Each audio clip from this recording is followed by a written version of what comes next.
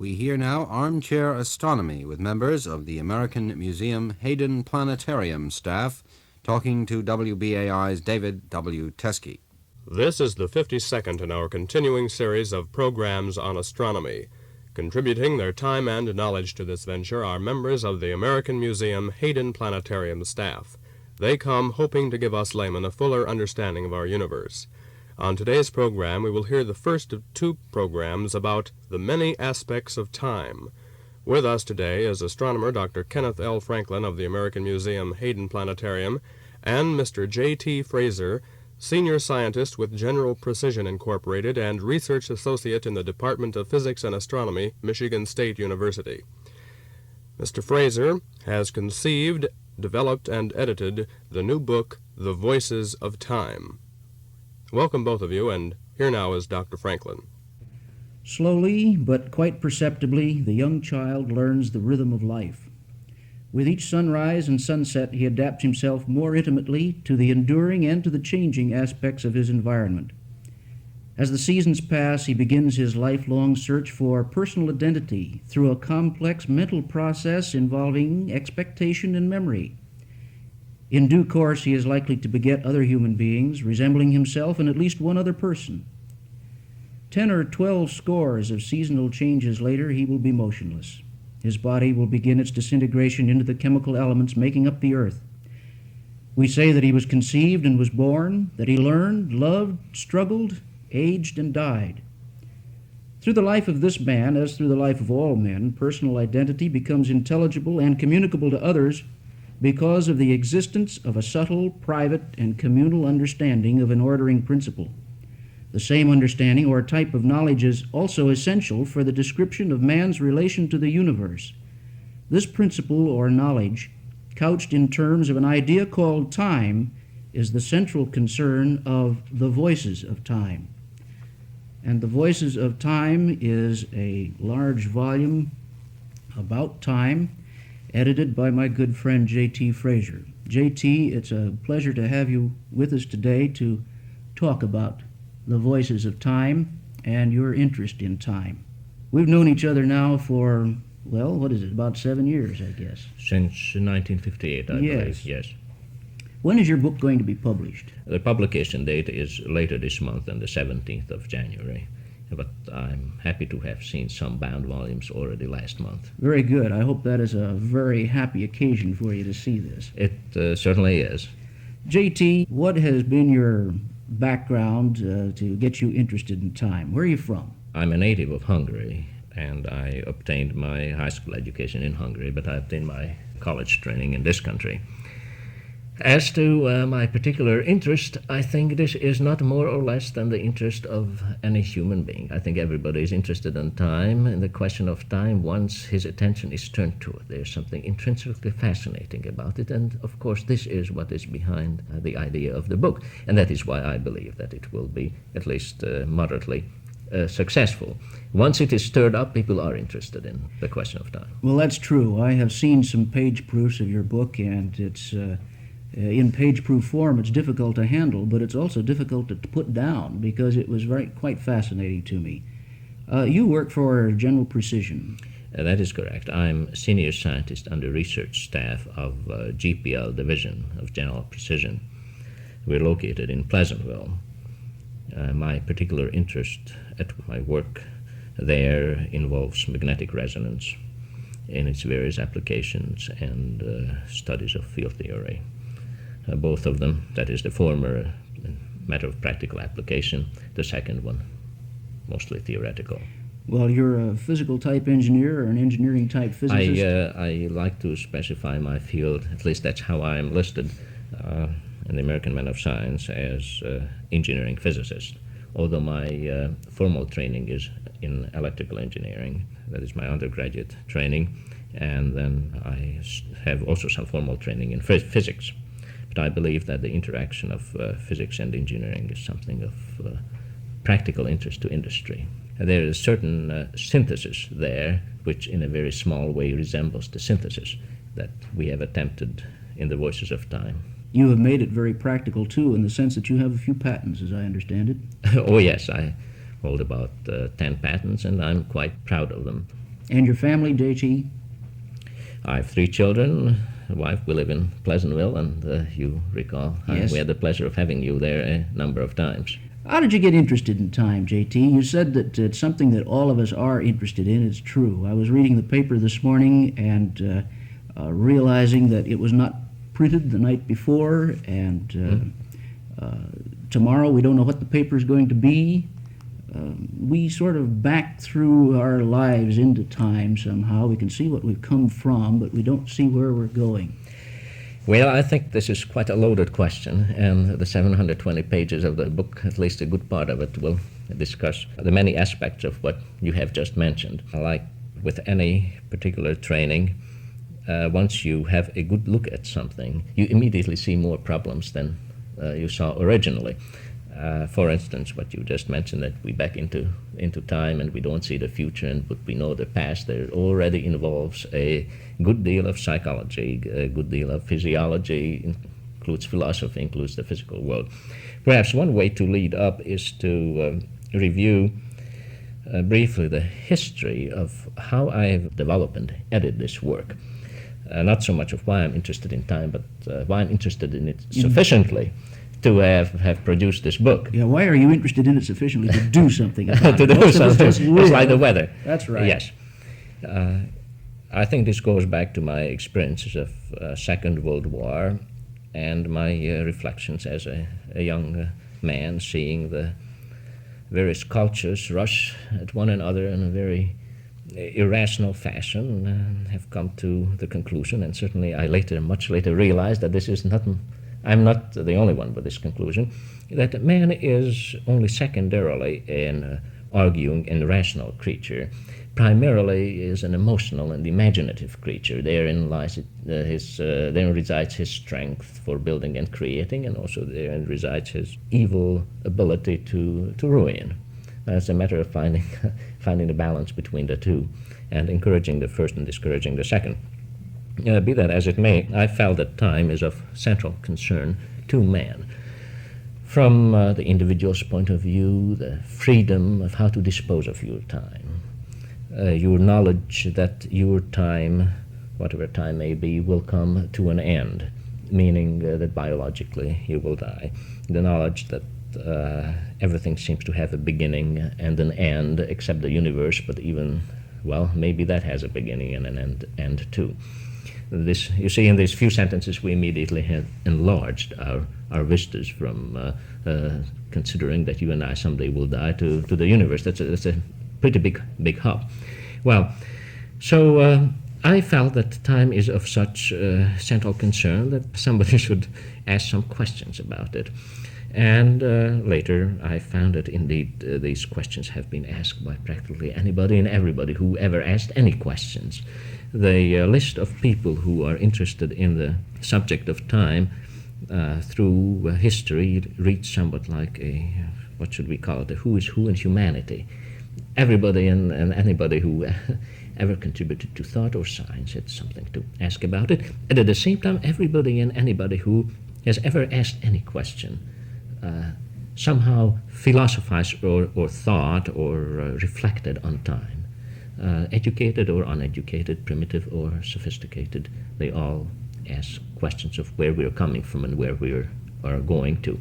And even this statement, which I intended to put in quotation marks, of where we come from and where are we going to, contains in itself a large variety of assumptions, and it can be itself elaborated in many ways. It's a sort of a mystery to practically everyone. Mystery in the sense, the old sense of the word. It's the truest sense, yes. This, however, doesn't preclude the possibility of discussing it. Oh, no. And the beauty of it perhaps resides among other things in the fact that it is a mixture of rational and if you wish, mysterious elements. The one problem which perhaps presents this as the philosophical interest in time that has been around. Everything, not everything, but so many things go back to the Greeks. At least it is our habit to start with the Greeks, and so the question of the coexistence of change and permanence and so forth. But I think we have deviated from the schedule here. Perhaps we should go back to the history of the book before we delve into some details. Your involvement, yes. All right. In 1948 or so, I decided that it's time to look into the literature on time, and I was still going to school, to Cooper Union at nights, and working during the day as a junior engineer. And I simply try to do what everybody would do if he happens to get interested in something: go to the public library or the college library and look up what others have said about it. Pretty soon I found that the various disciplines, while many of them talk about time, they all seem to be talking about different things. The biologist's time is not necessarily and obviously the same as the physicist's time, and indeed some people argue that they are very different, because conceptually they come about differently. Then the cosmologist's time, if the cosmologist happened to be a scientific cosmologist, that is a student of the physical universe, which is considered by many a part of physics, well, he will have one opinion of time. If he is a professor of cosmology, and as there exist religious professors of cosmology, then again he will have an entirely different point of view.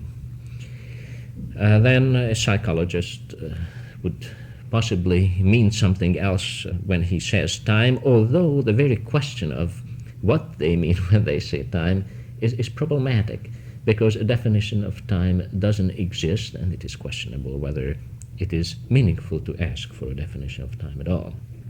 So anyhow, this confusion, if you will, was quite apparent to me, as it should be apparent to everyone and who looks at the literature, and it has been apparent to others long before me, of course. Although not necessarily before the scientific revolution, but again, this is a different problem. I realized that this confusion exists. At the same time, I felt kind of resentful of believing that all these people really talk about different things. Somehow a dichotomy, or more worse than that, giving 16, 20, or 100 different meaning to time might be all legitimate, but basically I had a feeling, and this is still a feeling, this is still an assumption up to this day, as is pointed out in the book, that all these people are talking about various aspects of the same thing. Mm-hmm. Now, again, we get into linguistic problems. I said the same thing, yet time is not a thing, but this is the only way I can communicate to you what I mean. Thing meaning idea or concept or idea or concept. Well, you say you can't define it. It seems quite reasonable you can't define it. You can't put your finger on it anyplace. Now, it would be nice, of course, if somebody could tell us why it cannot be defined. Then at least we can, like in certain mathematical proofs that or certain experiments that lead to negative result, they say, well, okay, the result is negative, and that is our result. Now, maybe somebody can tell us why the idea of time cannot be defined. But not before reading this book, otherwise you might find what I found, that if one volunteers information, one can easily find that one just repeats ideas which really had been known for quite a while. Well, in your early investigation then through the literature, you found people talking about something that was internal to their discipline that other people in their disciplines would understand. Right. But interdisciplinary contact was small. It was very small indeed, and this is probably related to the methods of operation of the various disciplines in science, and different methodology used by the different branches of science and by the different branches of humanities, of course, is necessary for the operation of humanities and sciences of those various branches. But yet, we go back to what I said before, I felt that it is unjustifiable to leave them separate forever and ever, at least from that particular point of view. Now, again, returning to the history of this, I felt that an interdisciplinary book on time would be useful and interesting. I also concluded quite early that an interdisciplinary book on the very popular level, where I use popular perhaps in a very amateurish way, would not do much. It would probably be an interesting book, and lately we have seen the publication of such books, which are fine products and enjoyable, but really they cannot be expected to advance this problem seriously. The next step in my thought was quite clearly that I myself would never be able to write such a book simply because one lifetime is not sufficient to gather the knowledge that should go into such a presentation. As I kept on reviewing the literature, the idea occurred to me that perhaps the thing to do is to have something like a symposium, but not a symposium. It is a symposium by mail or by writing. A cooperative venture is what I was looking for, and that is what the book turned out to be.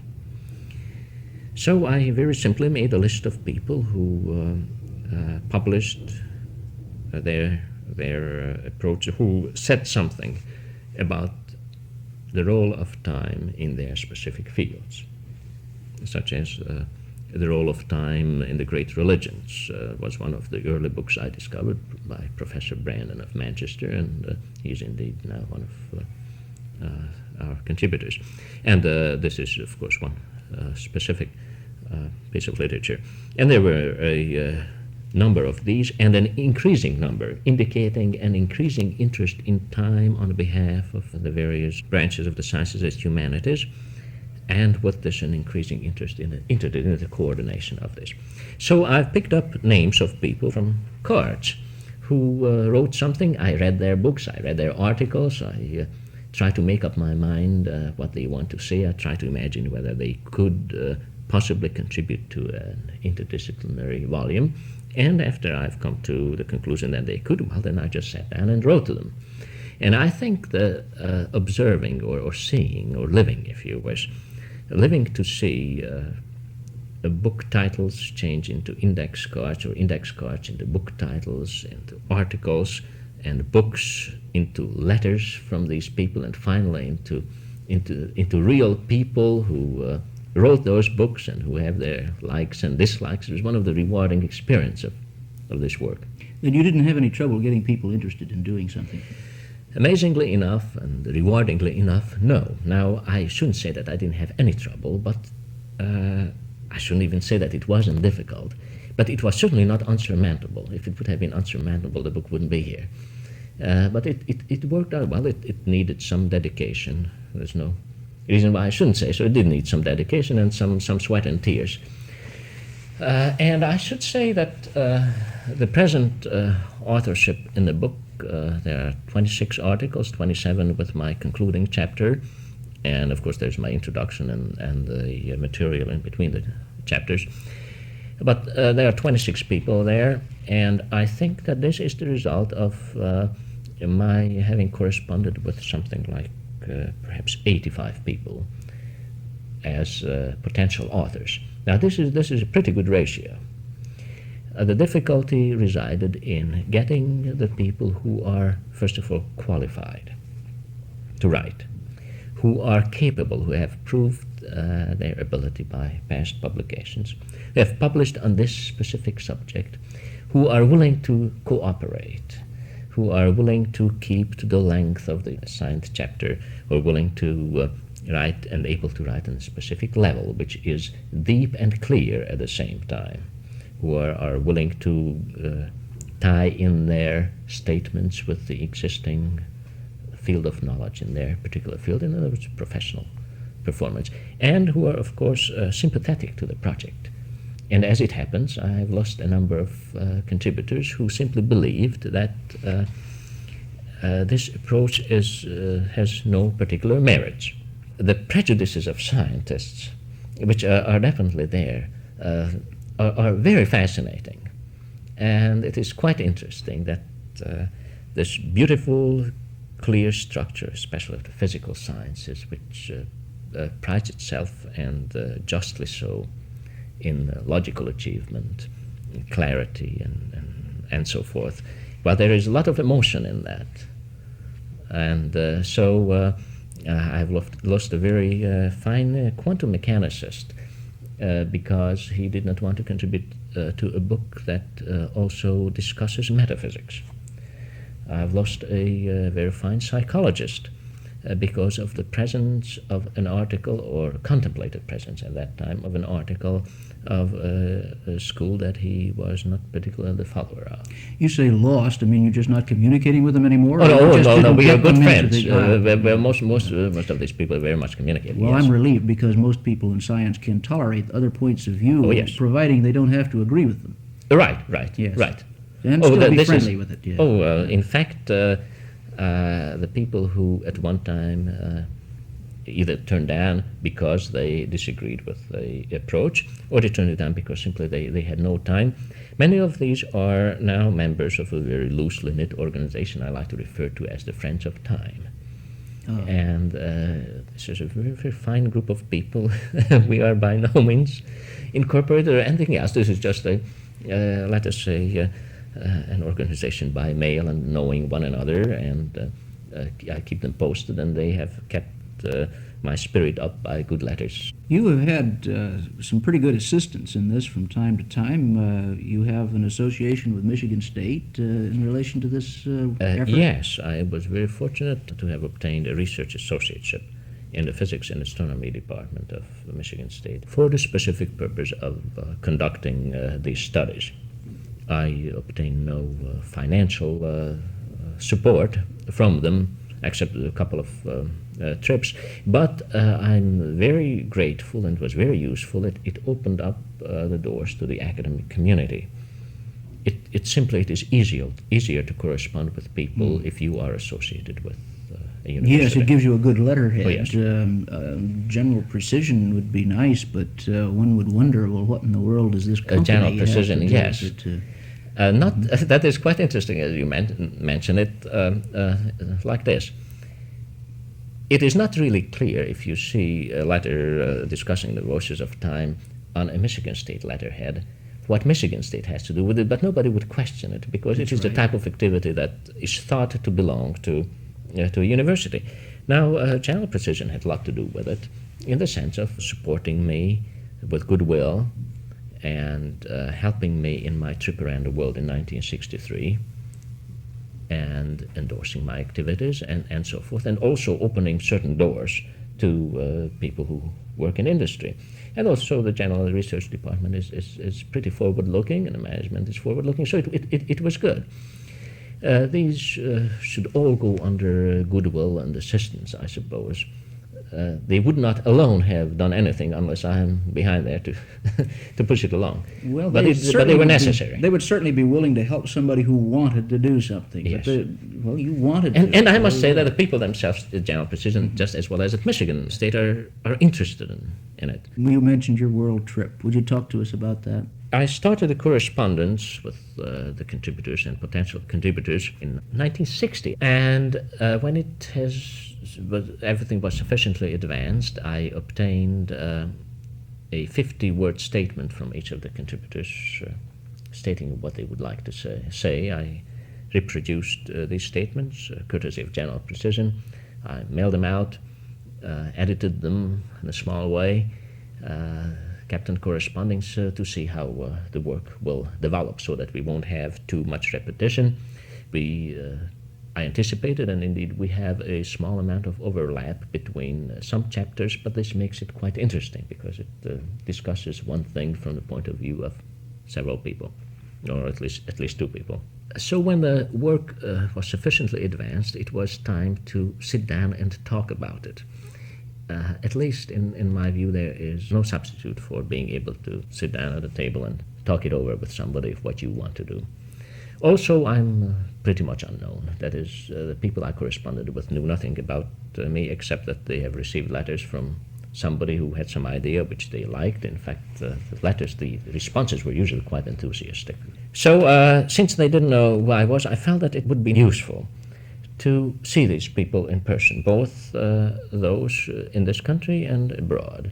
As it turned out, more than half of the contributors are Americans, and we have 4 Englishmen, and we have 2 Germans, 1 Swiss, and 1 Dutch gentleman, Professor Dr. Studerheim. He's a linguist. And so, of course, we have Professor Nakamura from the University Yes. of Tokyo. I was going to say, Yes, at least yes. 2 Japanese, I believe. Yes, on the list. Dr. Watanabe, I believe. Well, he has been living in this country for many years. In fact, he teaches at Yale. I believe he's a naturalized American, but he is Japanese. Brilliant. Well, and he certainly mind, brings but- with him some of the Japanese culture. Oh, goodness, that, yes, and quite the Japanese culture and culture in general. Good. He, I believe he has 2 PhDs, one from Tokyo and one from the Sorbonne, which is a rather nice. Yeah, one of them is hard enough. I know that. Yes, That's right. fine. So I thought that it is, returning now to the problem of trip, I thought that it will be useful to see these people in person, to enhance their confidence in the project and to see what their reactions are. And also I wanted to see what already at that time turned out to be the friends of time, meaning people who were sympathetic to the project, but they did not contribute to it because they couldn't for various reasons. And so in 1963, on March 15th, I believe, I left for Japan, and I spent 3 months, almost full 3 months abroad, going from Japan down to Ceylon, stopping over in Hong Kong. Then Bombay, I wanted to go to the Sudan to see Professor Cloudesley Thompson, who teaches at who's professor of zoology in the University of Khartoum, but I couldn't arrange it. I wanted to take a boat down the Nile, but it goes only once a week or something of that kind, and it's very difficult. So I went from Bombay to Cairo. Spoke with, at one time I wanted to have an Egyptologist to discuss some ancient Egyptian views of time, let us say from the anthropological point of view, or from the point of view of Egyptology. But I was not able to find a man at that particular time who was both there at that time when the articles were needed and willing and so forth. This is a matter of synchronization of all this, which unfortunately excluded a number of men who would have been willing and able. Sort of a problem of time, isn't it? It's a problem of time, yes, a problem of simultaneity, Yeah. in at least one sense. So then I went up to Jordan, Israel, over to Greece and Western Europe and back home. It was a very, very fascinating trip. It was kind of lonely. There's some advantage to traveling alone, and there's some disadvantage. I can see many disadvantages to it. How long did it take? About 3 months. Yes, About I 3 mentioned. months. Yeah. Do you have See, any- the advantages are that you don't have to make reservations with the same care than if you are with, say, Yes. wife and children. Well, I arrived in Jordan, for instance, on Palm Sunday in Jerusalem, and this is pretty impossible to get any place, and so I just slept on a cot for a week, and it was very, very enjoyable, and it would not have been that easy. But, No, you couldn't have done that with a family. No, not at all. JT, we've just about come to the end of our time in this, which is one of the problems that you always have been looking at, I guess.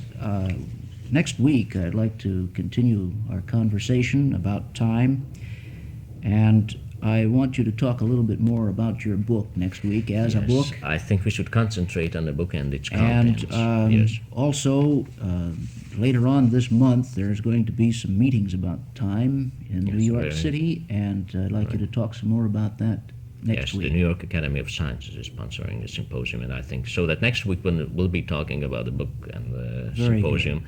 So then we'll be here Right? next week. Very with you. good. We'll be back with J.T. Fraser next week on Armchair Astronomy. Thank you, gentlemen, very much. We have been listening to astronomer Dr. Kenneth L. Franklin and Mr. J.T. Fraser, the editor of the new book, The Voices of Time. We hope you will be with us next week for the second program on this subject. And if you have any questions or topics you'd like discussed on future programs, indicate them by card or letter to Armchair Astronomy, WBAI, 30 East 39th Street, New York 16, New York. We will try to answer as many questions as possible in future programs. Until next week, good day. This has been Armchair Astronomy with members of the American Museum Hayden Planetarium staff talking to WBAI's David W. Teskey.